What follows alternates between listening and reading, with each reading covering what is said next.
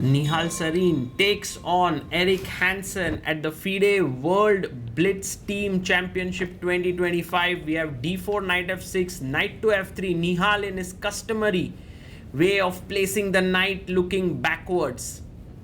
g6. Nihal is playing for the Ashdod Elite Chess Club while Eric Hansen playing for ChessBrah's. Castles. White also castles here. We have the King's Indian setup. And will Eric go d6 or will he push his pawn to d5? He decides to go d5 and Nihal plays pawn to c3. Just one step, rook e1 with the idea of knight to d2 and pushing the pawn to e4. It's right now very symmetrical. Will Eric go rook e8 as well? I think it makes a lot of sense to slow down the position when your opponent is very tactically alert. And Eric goes rook e8 as well. Nihal brings his knight to d2. He is angling for the e4 break here. Knight bd7 is possible. In fact, you can continue kind of mirroring your opponent all the way till here. Maybe at some point it may not be the best idea already here, because after takes dc6, now you cannot take as cd7. But bishop f5, Nihal goes knight h4 very quickly, attacking the bishop on f5. The bishop goes to g4 and now queen to b3, putting pressure on the b7 pawn. Queen b6 looks like a very natural move, defending the b7 pawn, also offering a queen for trade, and Eric plays it. Pawn to e4 by Nihal. He's so well prepared. He's moving quickly. He has all the time that he began with, while Eric is down to 1 minute 45 seconds. Knight comes to d7.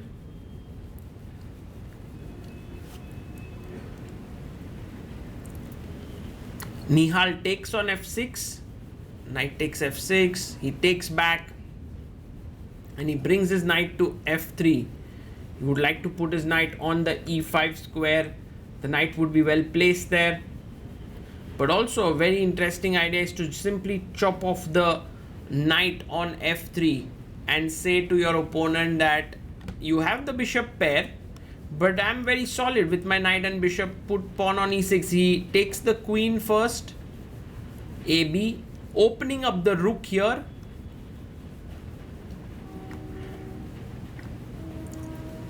And now trades off the knight. White does have the bishop pair here, so should be able to try for something, but black is just so solid, like bulletproof here. Rook a d8 puts the rook into the center of the board. And Nihal calmly brings his king up to g2. Pawn to e6. Pawn h4 played. Nihal is really good at such positions. Bishop comes to g5. He has 2 minutes 46 seconds. Eric Hansen has 1 minute 10 seconds.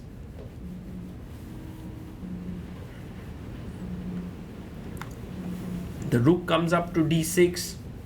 I'll be very interested to see how Nihal tries to break in here, because he is a master of such positions. Calm, slow, cool positions.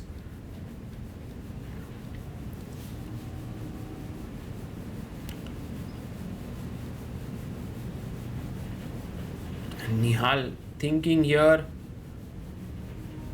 I think making good use of his time. Now down to 2 minutes 16 seconds. And one idea actually is to push the pawn to b5. Very interesting. I'm pretty sure Nihal's calculating it, because cb5, bishop b7 is good. ab5 allows the rook to enter in. But he goes rook e2.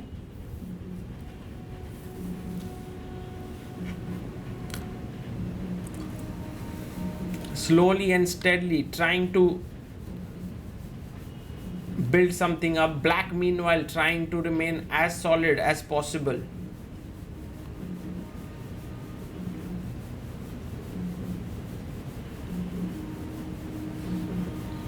And now here,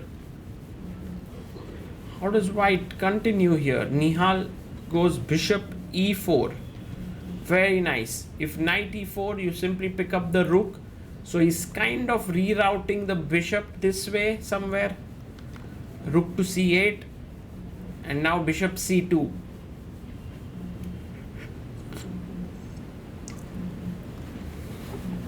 Eric is down to 40 seconds on the clock. He goes knight to d5. Bishop comes to b3.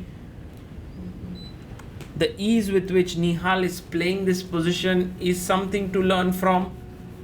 Having a minute's lead on the clock, bishop comes back to d2.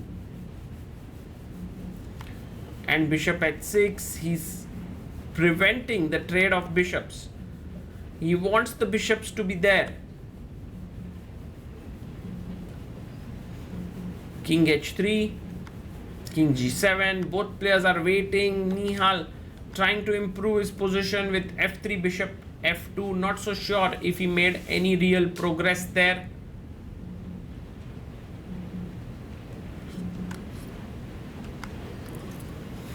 While Eric keeps on moving his king, Nihal also moving his king here. At some point, he may want to go for g4 break. It's possible. Knight goes back to e7. And now the knight no longer is threatening to come to f4 square if pawn pushes to g4. And so Nihal pushes his pawn to g4. This will sharpen up the play because now there are weaknesses being created. The f4 square is weak. Knight jumps back. The knight would like to come to f4. G takes h5. G takes h5 and rook to e5. Attacking the h5 pawn.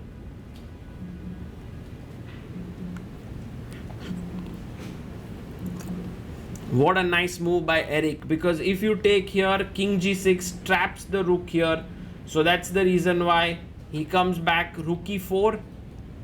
And Eric finding these resources with just 17 seconds on the clock. Amazing. You can take on d5 potentially, because then the f4 bishop is hanging, so fe4 would happen.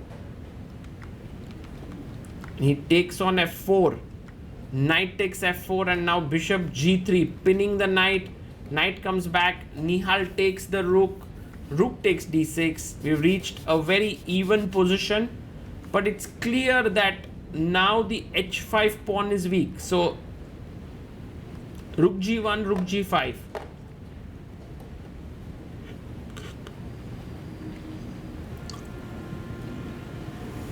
Nihal has 40 seconds on the clock. Eric Hansen has just 7 seconds. Nihal brings his rook to e1.